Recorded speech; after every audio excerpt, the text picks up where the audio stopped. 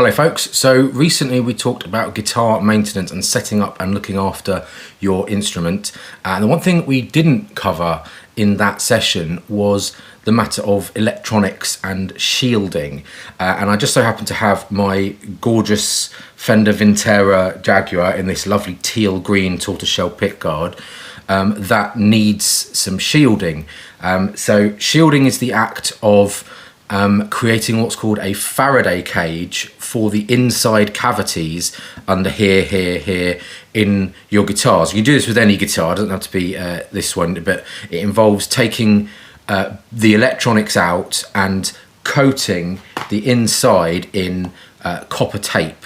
Okay, now copper tape is, you could buy it at a garden centre, which it's meant for slugs. It's to stop slugs crawling over things. For some reason, slugs don't like crawling over copper. The exact science of that, someone might want to explain to me one day. But you can get it in this sort of sellotape size roll and you peel it off. Or you can get it in sort of big sheets of it, which is actually a more expensive way of doing it. So I tend not to do that, but I'm going to use that today to do certain bits of it. And what we're going to do is we're going to stick the copper over the inside of all the cavities, and it will create this Faraday cage which will stop outside electronics, things like phone chargers, fluorescent lights, street lights if you're going under a street light, things with batteries in, from interfering with the electronics in here. It's especially useful for guitars with single coil pickups like this one, and in fact Jaguars are known for being very buzzy, have lots of hum, and so that's why I'm doing it on this one. It's actually not so bad on this because it's really nicely built, really well put together, but it has got a little bit of hum. And of course, if you are playing in a domestic situation, like in a house or in a in a home studio, the electrics are not going to be suited for not causing hum. You might have fluorescent lights, LED lights as well are really bad at it.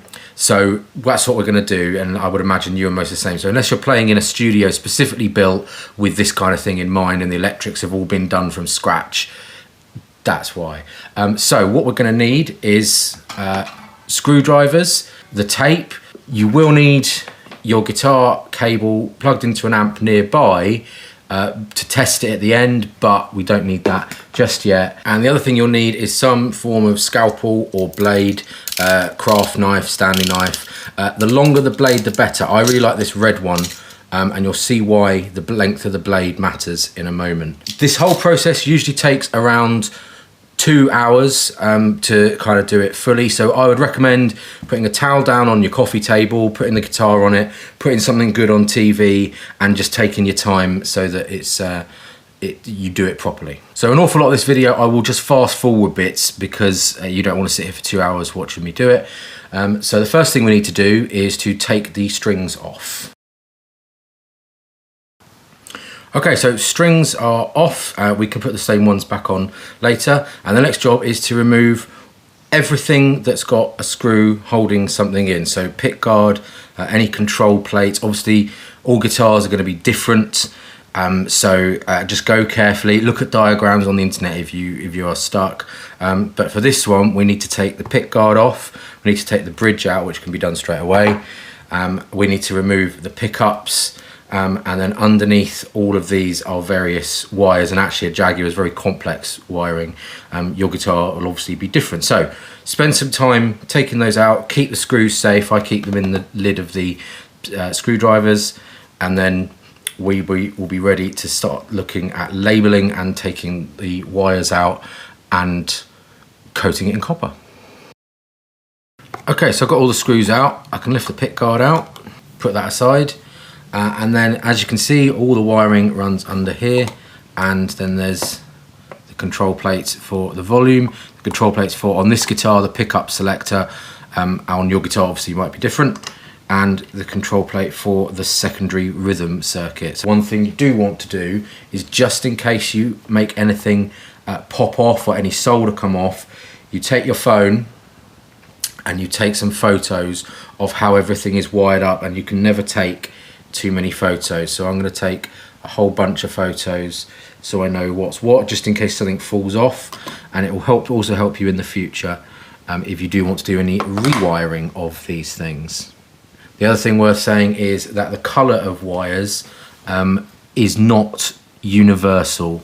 So just because something is a blue wire in this guitar doesn't mean it's going to be a blue wire anywhere else. The next stage is to actually take the pickups out, and the important thing here is to label them so you know which one's which and which way round they face. So you take a bit of masking tape and you take a really funky red panda from the Nuki Zoo pen, and you write neck and you write bridge. So then you stick that on so that it is the neck pickup and it points at the bridge, and you know which way round it goes. Okay, and so the next job is to take the pickups out. Now pickups come out from guitars in all sorts of different ways, and again, you know, this one you just unscrew here, but on a different guitar like a Les Paul you have to take this sort of surround ring out, and you know it works completely differently. So look up what you're doing with your guitar first. So I've got the pickup screws out, and now what I'm going to do is very carefully lift the whole assembly of electronics out. Now on this guitar the socket comes with this control plate. If you've got something like a Stratocaster, a Telecaster, a Les Paul, the socket may be here, and the best thing to do is to take that socket out of there, i.e. unscrew it, feed it back through the hole in the wood, which this doesn't have, but it'll be through there. So unscrew the nut, take the socket out so that you can lift everything out. There may also be, in a lot of guitars, a black cable, and there is in this one, which is here, and it isn't always black, but that disappears into the wood and connects to the metalwork of the bridge so that the strings are grounded. If that is the case, one thing you can do is cut it and resolder it when you put it all back together. On some you can take the bridge off and it's just folded up underneath. Okay, let's very carefully lift all this out. Okay, so that's the electronics out. I actually did have to cut that black cable on mine, so that will need resoldering, and I'm just gonna tie it under the bridge there for now to keep it out the way. On lots of guitars, especially Fender guitars, you'll get this foam under the pickups, which is what pushes them up when you screw them down, and we need to remove that. So either they'll just peel very nicely, or they'll be stuck fast like this one is, and you need to scrape them out with a screwdriver and maybe re-stick them with some double-sided tape. Both of those appear to have come out all right. Make sure you put them next to the pickup that they came with. The cat is not necessary for this operation. Okay, so we now have this empty cavity. Now, if you can get that on your guitar, that's great. Sometimes you will have to make do with wires hanging out or control plates that you need to move out the way one way. If that's the case, I would recommend wrapping them in toilet paper so they don't scratch a finish, or by putting something on the finish or over the guitar like a towel or something. So what we're going to do is we take the copper tape, and it tears like sellotape, and then you peel off a little bit of tape, and that both sides will conduct electricity, will carry a signal, and we're going to line the whole thing with it. And basically all you need to do is stick it in. I'm just showing you with the little bit first. Your fingers are going to get black from touching it, and you'll have an awful lot of rubbish, so I recommend you get something like a big old mixing bowl to just chuck the rubbish in and keep it over to the side, because it's going to generate a lot of waste. So you need to line the sides, you need to line the bottom, and when you line the sides you need to just overlap it slightly to the top, because these control plates and the back of the pick guard is going to contact that, so it needs to just come up over the top. Also, the reason that we needed the scalpel is both to cut along the sides and trim some bits, and also if you have a bit that you need to get down into a space that's tricky, such as down here, one of the tricks is to flatten it out, stick the end to the scalpel like that, and then you can get it down inside and then smooth it out with the back end of the scalpel. So I'll do a little time lapse of that to show you, and then I'll pick up some points when it's done.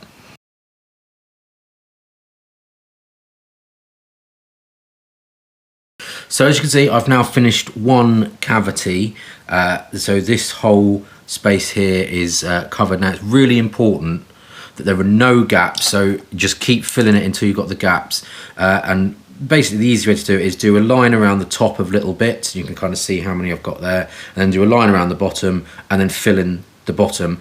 The copper tape will sort of mold to where you're going, so you just need to kind of push it in with either something like that. That's why I really like this one, because it's got a little end on it, or with your finger. And I quite often find using my little finger to get in there is the easiest. But so there's no gaps in here, so there's no black of this showing through, and as you can see I've just overlapped the top, and I may need to trim some of that when we put the plates back on, because it will show around the outside of the plates. You can kind of use the screw holes as a guide as to where that is. So the next job is just to do all of this, all the rest of this. Make note of where your screw holes are for things like pickups and things, so you could screw in the pickups if they were there to begin with. Things like this hole here, that doesn't need to be done. These are often manufacturing holes, so it's things where the guitar body was held in the factory to be painted or anything like that.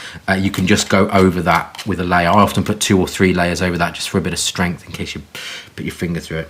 So I'm now just going to do the rest of all this and then pick up from there.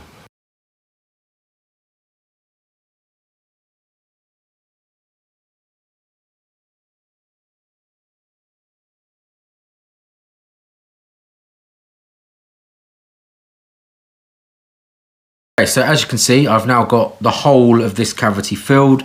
I've just gone over any little bits that you can see. If you see that you've missed a bit, but you've done the majority, you can just patch it with, you know, a little plaster bit. Where you have got cables that do go through, the best way to deal with it is to sort of half tear a bit and use that bit to go round the cable. So like that. And then put that either side of the cable like that. And if you do a couple of those, one from the top, one from the bottom, that's usually okay to sort of get where that's going, where the cable disappears inside. Okay, so that whole process has taken about an hour. The next stage is to do the pick guard. Now, as you can see, this has already got a bit from the factory in it, but it doesn't extend to the outer extremities. It only surrounds the pickups. So I'm going to use a sheet, which is why I've got these, to just cover that. But if you haven't got a sheet, you can just do strips and strips of, sorry, my cats are going mad, some strips of the tape. And then when you put that on, that plus the metal of the cavity shields, if you've got metal cavity shields, will create this Faraday cage, and its contact with each other. So in theory, that should all contact where you've overlapped the edges, as you can kind of see there. And then the metal will contact, and then you earth it to the earth socket, and therefore, in theory, all the interference that you might get will disappear out into the earth of the guitar amp. Okay, so stuck that on there, and then you've just got to cut out all the cavities and trim around the edges. That's where some of these larger knives come in useful, so you can just slowly trim the edges. Okay, so pick guard is done. You just very carefully cut round all the bits, and so now it's time to put it all back together and hope it works. So to put this back, I obviously had to cut the black cable, so I'm just going to resolder that on. I'm going to put the sticky pads for the pickups back in the place that they were in. Might have to reposition those, and then gradually put the electronics back in, and hopefully they will all fit in nicely. Obviously, as I said, a Jaguar has got a lot of electronics, so it has to go in very carefully, but some other guitars are much more simple. So here I'm going to just try and lift it back in wholesale, and then there's a little tab here that I have to solder back into place, but that should be the only piece that needs soldering. So that little tab with the black cables coming off is connecting all the grounds, so everything, all the grounds of the circuit, which eventually go off through the socket to the amp and then to the ground in the earth, in the electricity system, you know, in your sockets. So all the copper shielding that we've just done is going to be grounded, and that's how the Faraday cage works. So any interference, any electromagnetic signal making its way in on, you know, through this guitar is going to hit that copper and be sent out. Now it's not perfect because there are holes in it, you know, the pick guard might not be squashed down enough. These holes, you know, there's holes where the pickups are going to go, but it will be good enough. It's the best we can realistically do without some sort of like hermetically sealed system. So it's now just a case of putting it back and hopefully getting it all hum free. This cat is not part of it either.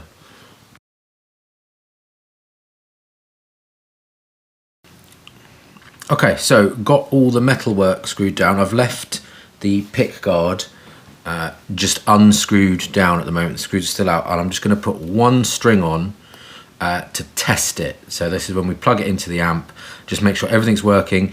If it's not working, i.e. you're getting no signal, usually it means that something that carries the signal, one of the contacts under here or from the pickups, is touching the copper. And before, where there was no copper, before you put the tape in, that didn't matter because it was only touching wood. Now it's touching the copper and is grounding out to something that you don't want it to ground out to, or it's grounding out and that will cut the signal. So we're just going to test it, put one string on, and if it works, then we're all good. So there's our amp. Our string is plugged in, obviously really rattly because the bridge isn't set and everything, so plug it in, and we're just going to test all the settings. So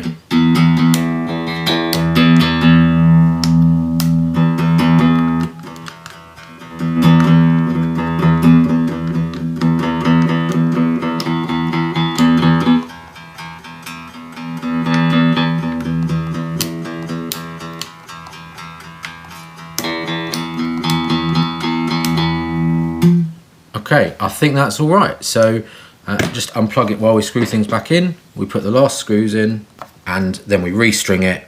And on this occasion, I'm actually going to put fresh strings on because there were a couple of broken ones from just use. And that's it. If you can hear my cat meowing in the background, it's because it's within an hour of feeding time and they think that that will encourage me to go faster. Okay, so what we've done is we've lined it with copper. We've lined the back of the control plate with the pick guard with copper. These ones didn't need it because they're already conductive because they're metal. Obviously, if your ones aren't metal, you need to line it all with copper, front and back. At a pinch, you could also take off anything like this and line the cavity with that. However, that is already technically earth because the earth inside is touching the bridge. So the idea is that any interference that comes in through the pickups or to the general electronics is shielded from that, and that shield is then earthed through the cable. So that's it. That's how you shield your guitar if you're getting any buzzes. I will say this works really well for cheaper guitars, you know, Squire Affinity, that kind of thing. Some of the cheaper Epiphones. Not saying that they're bad because they're cheap. I love cheap guitars, but they often, the electronics in them are not you know, top of the range, and that's, you know, that's great because you paid a lower price. But doing this for, you know, a £5 reel of copper and some screwdrivers will help you a great deal in sense of getting a better sound, a better overall tone, and not having to worry about interference.